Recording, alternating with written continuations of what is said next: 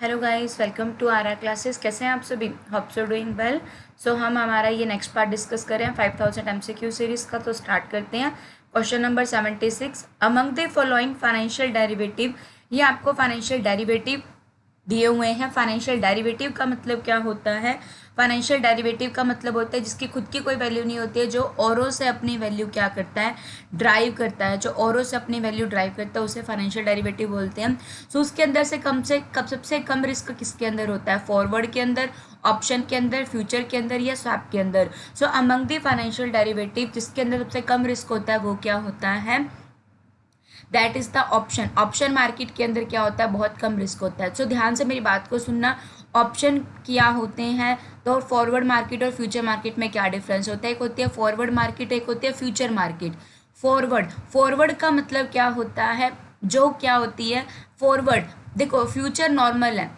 Future क्या है सब चीज़ों के लिए? फ्यूचर क्या होता है? स्टैंडर्डाइज कॉन्ट्रैक्ट होता है।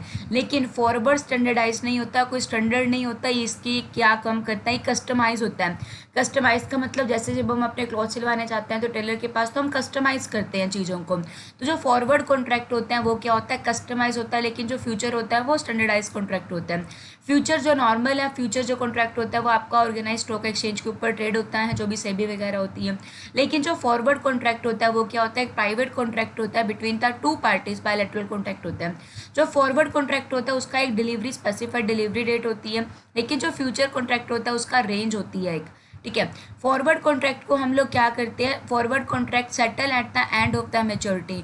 जो फॉरवर्ड कॉन्ट्रैक्ट होते हैं वो मैच्योरिटी के एंड के अंदर सेटल होते हैं। लेकिन जो फ्यूचर कॉन्ट्रैक्ट होते हैं वो क्या होता है? डेली बेस के ऊपर क्या होता है? सेटल होते हैं। ठीक है। फॉरवर्ड कॉन्ट्रैक्ट के अंदर क्या होता है? More than 90% of the forward contract are settled by actual delivery of asset. Forward contract के अंदर क्या होता है? 90% से ज़्यादा जो फॉरवर्ड कॉन्ट्रैक्ट होते हैं वो कैसे सेटल होते हैं? By the actual delivery of asset. Asset की एक्चुअल डिलीवरी से सेटल होते हैं। लेकिन जो फ्यूचर कॉन्ट्रैक्ट होते हैं वो क्या होता है? केवल नॉट मोर देन, मतलब कि बस 5-1% ही क्या होते हैं? सेटल होते हैं डिलीवरी से। लेकिन यहाँ पे 90% से ज़्यादा एक्चुअल डिलीवरी सेटल होते हैं। फॉरवर्ड कॉन्ट्रैक्ट की क्या होती है? यूजली टेक प्लेस होती है डिलीवरी। लेकिन फ्यूचर की क्या होती है? प्रायर टू डिलीवरी ही कॉन्ट्रैक्ट क्या हो जाता है? क्लोज हो जाता है। ठीक है। ध्यान से मेरी बात को सुनना। फ्यूचर क्या है? स्टैंडर्डाइज है, स्टॉक एक्सचेंज के ऊपर डिलीवरी होती है, रेंज के अंदर होती है, डेली बेस के ऊपर क्या होता है? सेटल होता है। और फॉरवर्ड कॉन्ट्रैक्ट अलग होता है। और ये जो आप फॉरवर्ड फ्यूचर का क्लियर हो गया आपको। फ्यूचर क्या होगा? प्रॉपर स्टैंडर्डाइज है, फॉरवर्ड कस्टमाइज है। ओके।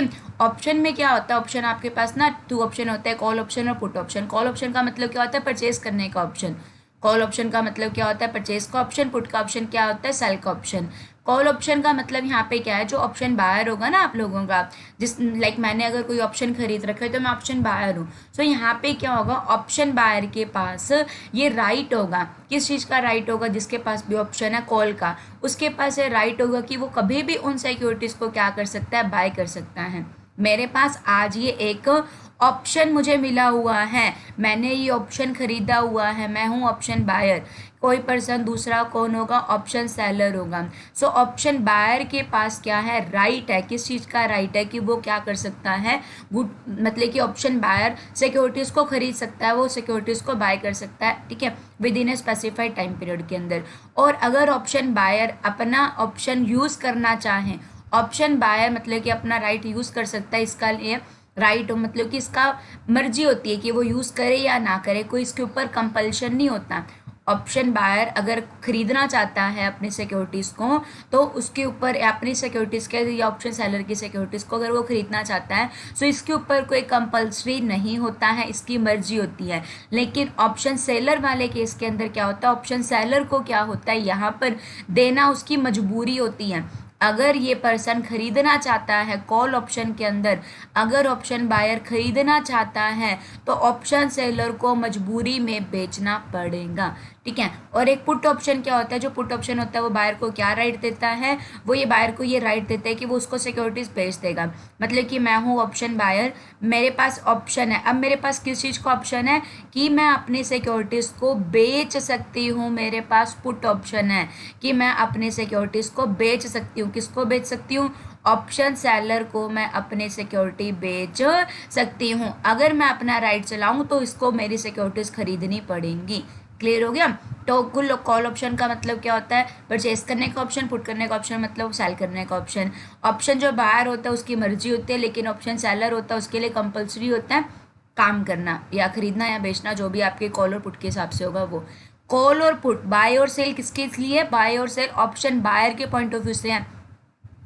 ऑप्शन बायर के लिए कॉल ऑप्शन का मतलब परचेस करने का ऑप्शन, ऑप्शन बायर के लिए सेल करने का ऑप्शन मतलब पुट ऑप्शन, ठीक है। सो ऑप्शन के अंदर कम रिस्क होता है। Question number 77, which level of management translate the corporate strategy into concrete objective for their individual business. कौन सा लेवल है मैनेजर का जो क्या करता है, कॉर्पोरेट स्ट्रेटेजी को ऑब्जेक्टिव के अंदर अचीव कर देता है ताकि अपना ऑब्जेक्टिव को वो अचीव कर सके। Business level, corporate level, multi business level या फंक्शनल लेवल। सो कौन से लेवल का मैनेजर होता है, the correct answer is option number A, business level का जो मैनेजर होता है वो क्या करता है, अपनी स्ट्रेटेजी को ऑब्जेक्टिव में कन्वर्ट कर देता है।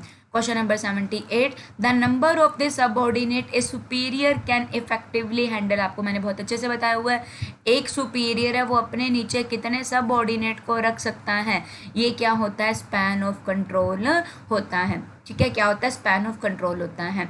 तो स्पैन ऑफ कंट्रोल का जो कंसेप्ट है वो किन्होंने दिया है, स्पैन ऑफ कंट्रोल का जो कंसेप्ट है इसको हम मैनेजमेंट रेशो के नेम से ही बोलते हैं। ये वाला जो कंसेप्ट है ये यूनाइटेड किंगडम यूके के अंदर 1922 के अंदर सर लैन हैमिल्टन ने दिया था। स्पैन ऑफ मैनेजमेंट भी कुछ ऐसा ही चीज़ है। स्पैन ऑफ मैनेजमेंट में भी हम यही बात करते हैं कि सुपीरियर अपने नीचे कितना सबऑर्डिनेट को रख सकता है, तो दोनों सेम कंसेप्ट है, बस यहाँ पे नाम बदल दिया उन्होंने, स्पैन ऑफ मैनेजमेंट कर दिया। स्पैन ऑफ मैनेजमेंट का कंसेप्ट कौन लेकर आए हैं, वी ए ग्रेनोसस लेकर आए हैं। स्पैन ऑफ मैनेजमेंट का कंसेप्ट कौन लेकर आए हैं, वी ए ग्रेनोसस। और स्पैन ऑफ कंट्रोल का कौन लेकर आए हैं, sir Ian Hamilton. Okay, span of control का लैन हैमिल्टन, याद रख लेना, लैन हैमिल्टन और V A Graicunas span of management. Okay, so अगला question, question number 79, selection of the specific media in which advertisement will be run and when they will be run to reach the target market it is called. आपने क्या करा, proper specific media को select किया जिसके according आपकी advertisement चलेंगी और जब वो चलेंगी तो वो टारगेट मार्केट तक पहुंच जाएंगी।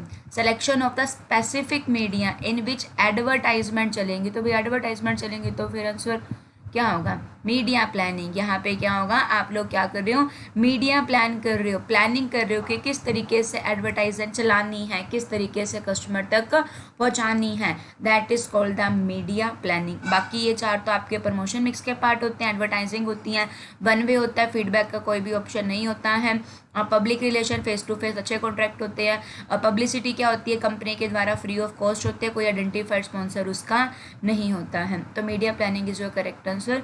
Question number 80, statistical quality control. Statistical quality control क्या कहता है, ये रिक्वायर करता है, किस चीज़ को रिक्वायर करता है, quality tolerance limit, quantity measurement, production lead time या इन्वेंट्री कैरिंग कॉस्ट को।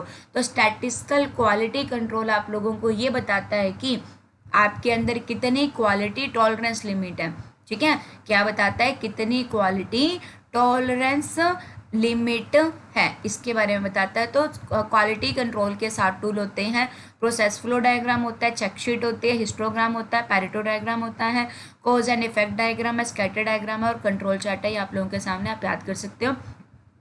क्वालिटी कंट्रोल करने के लिए 7 तरीके, process flow, checklist, histogram, Pareto, cause and effect, scatter and control chart. Question number 81, with reference to working capital management the float का मतलब क्या होता है, जब हम लोग बात करते हैं वर्किंग कैपिटल मैनेजमेंट की, ओके, तो वर्किंग कैपिटल मैनेजमेंट के टाइम पे फ्लोट का मतलब क्या होता है, inventory management, receivable management, cash management या marketable security.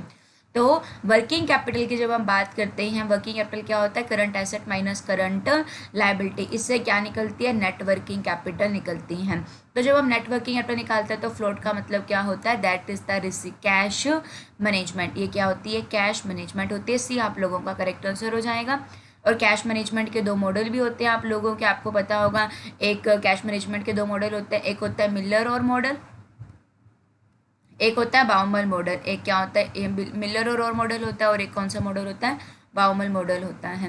Question number 82, which communication component is not a paid form of communication. इनमें से कौन सा कम्युनिकेशन कॉम्पोनेंट पेड फॉर्म नहीं है, ध्यान से देखना। एडवर्टाइजमेंट के लिए कंपनी पे करती है, प्रॉपर आइडेंटिफाइड स्पॉन्सर के अकॉर्डिंग होता है। सेल्स प्रमोशन क्या होती है, वहाँ पे भी सेल्स प्रमोशन की जाती हैं, जैसे डिस्काउंट दिया जाता है 1/2 गेट फ्री। पर्सनल सेलिंग में पर्सनलाइजेशन होता है, कंपनी खुद पैसा पे करती है। लेकिन जब पब्लिसिटी होती है, फॉर एग्जांपल आप लोग इस चैनल के लिए बता रहे हो या तो ये चैनल अच्छा नहीं तो ये चैनल बुरा है, ठीक है, आप पब्लिसिटी कर रहे हो, मैंने आपको नहीं कहा करने के लिए। अगर आपको अच्छा लग रहा है तो आप 10 लोगों तक शेयर कर रहे हो, तो प्लीज़ अभी अभी शेयर कर देना सुनते सुनते वीडियो को। और अगर नहीं अच्छा लग रहा तो डिसलाइक करके रीज़न बता के आप छोड़ भी सकती हैं।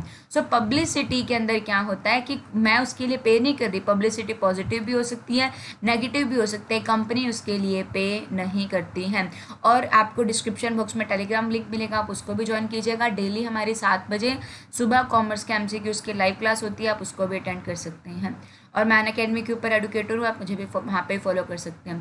Question number 83, the government of India establish the small industry development organisation SIDO कहाँ पर आया है? स्मॉल इंडस्ट्री डेवलपमेंट ऑर्गेनाइजेशन कब आया है? स्मॉल इंडस्ट्री डेवलपमेंट ऑर्गेनाइजेशन आपका आया है 1954 के अंदर। Small industries development organisation is a subordinate office है किस चीज़ का? SSI का। SSI मतलब स्मॉल स्केल इंडस्ट्रीज होती है ना, और ऑक्सिलरी एंड रूरल इंडस्ट्रीज होती हैं। स्मॉल स्केल इंडस्ट्री होती हैं और ARI ऑक्सिलरी रूरल इंडस्ट्रीज होती हैं, उनके सबऑर्डिनेट ऑफिस की तरह क्या करता है, काम करता है। ये क्या काम करता है? स्मॉल इंडस्ट्रीज डेवलपमेंट ऑर्गेनाइजेशन, ये एक नोडल एजेंसी है जो क्या काम करती है? फॉर्मुलेट करती है, कोऑर्डिनेट करती है, मॉनिटर करती है जो भी पॉलिसीज बनाई गई हैं स्मॉल स्केल इंडस्ट्री से रिलेटेड, उनको प्रमोशन करने की, डेवलपमेंट करने की पॉलिसीज को ये बनाती है। SIDO 1954 के अंदर ये आया है। Question number 84, match the following functional organisational transactional managerial grid और नीड थ्योरी। आपको पता है फंक्शनल ऑर्गेनाइजेशन का कंसेप्ट किसने दिया है? FW टेलर ने दिया है।